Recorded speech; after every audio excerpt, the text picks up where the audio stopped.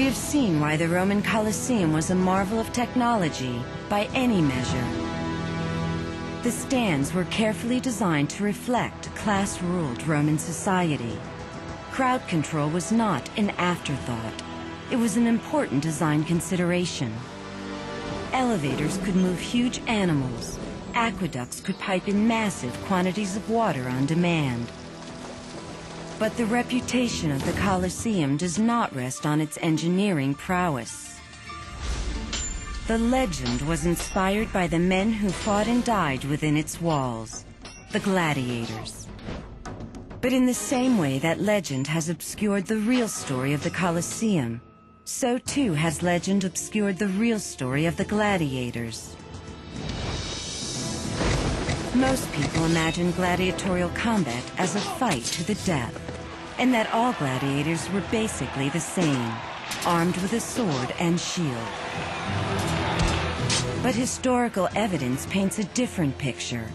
There were in fact many different specialized forms of gladiators, each waging his own special form of combat.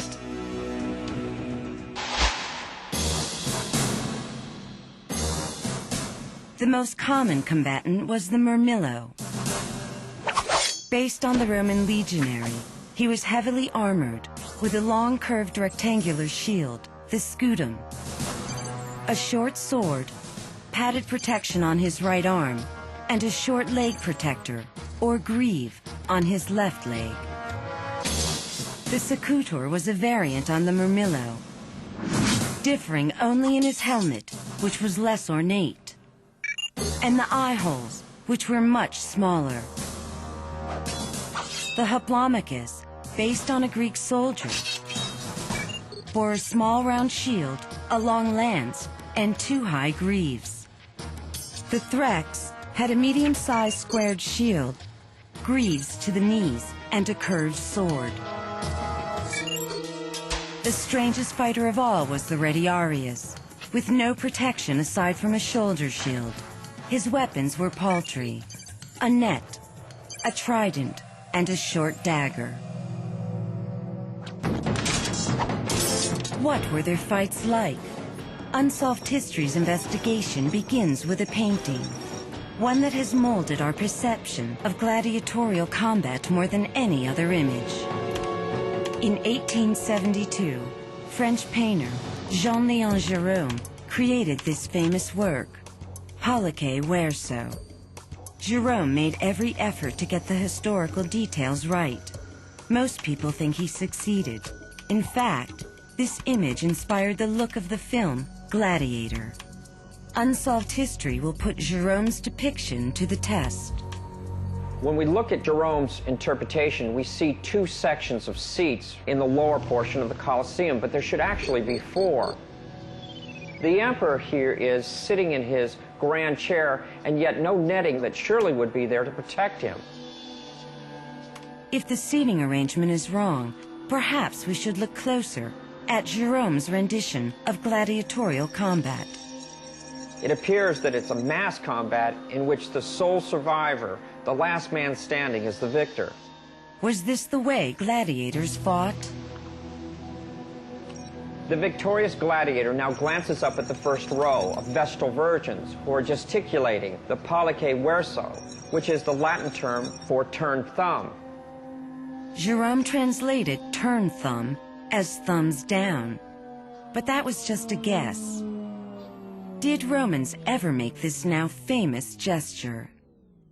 To help unravel these mysteries, Unsolved History will travel through the mists of time and attempt to see gladiators the way Romans did.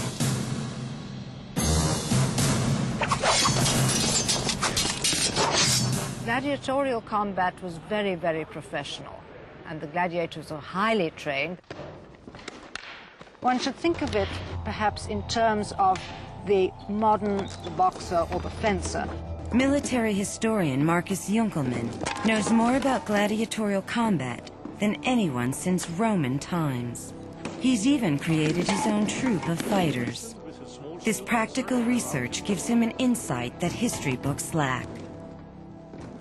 The normal impression that gladiator combat in the arena was a mess, was a chaotic melee of dozens of fighters and all against all and without rules is completely wrong. Contrary to popular depictions, a referee would always be close at hand, and only 2 gladiators would fight at a time.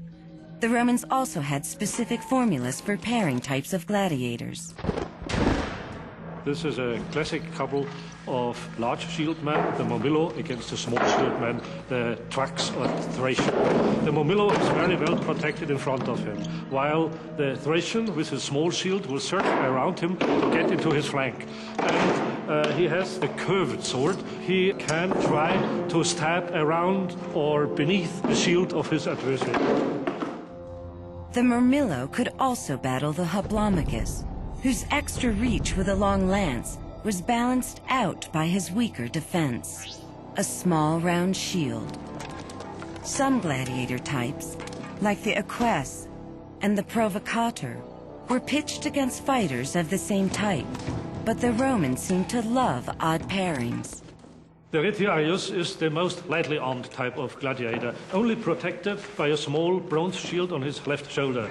And his weapons are a net with which he tries to overthrow his adversary, and then following up the attack with his trident, always keeping his enemy at a distance, while his heavily armored pursuer is seeking the infight. His strength is hand-to-hand combat, always the left shoulder with a shield in front. This combination of heavy gladiator and a very swift light gladiator was thought by the Romans to be the most thrilling type of fighting, and therefore it became the most popular. The net fighter only stood a chance if he could tire his heavily armed and visually blinded opponent. The Retiarius was the perfect underdog, one that Romans loved to see prevail. Above all, the Romans wanted to see a good fight. So they made sure the most vulnerable part of the gladiator, the face, was well protected with a visor. I think that the visor, which takes away your personality and makes you almost like an impersonal monster, to make a fighter more aggressive, to attack his enemy in a worse manner than he did when he would see his face. But how did the duels end? It turns out that it was not always with the death of one of the combatants. The scale of bloodshed is extraordinarily exaggerated. About 20% of the fights ended with a death, 90% survived. Many combats ended in a draw, both gladiators walking wounded from the arena. But if one man could no longer keep up the fight... Then he dropped his shield and raised his left hand with a finger stretched out. In that moment, his adversary was no longer allowed to attack him. The decision on whether a defeated gladiator should live or die was now in the hands of the men who had paid for the games, and the influence of public opinion. If the crowd felt the loser had fought well and hard, they would urge his pardon. People made a fist with the thumb pressed on and cried, "Missum."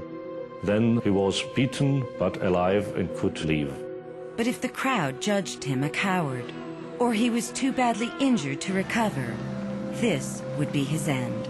He had to accept this as a death sentence, like an execution. He had to kneel down and, without showing any emotion, awaited the death blow by his adversary, who stabbed him normally into the throat. And what of the famous turned thumb? Our historical evidence points to an alternate gesture. Not thumbs down, but the thumb pointed to the throat, mimicking the final, deadly blow of the victor's sword. Unsolved History's investigation into the real Roman games has dispelled another myth. We're ready to travel back in time and see what a day at the Colosseum would really be like. From dawn to dusk at the spectacle of bloodshed.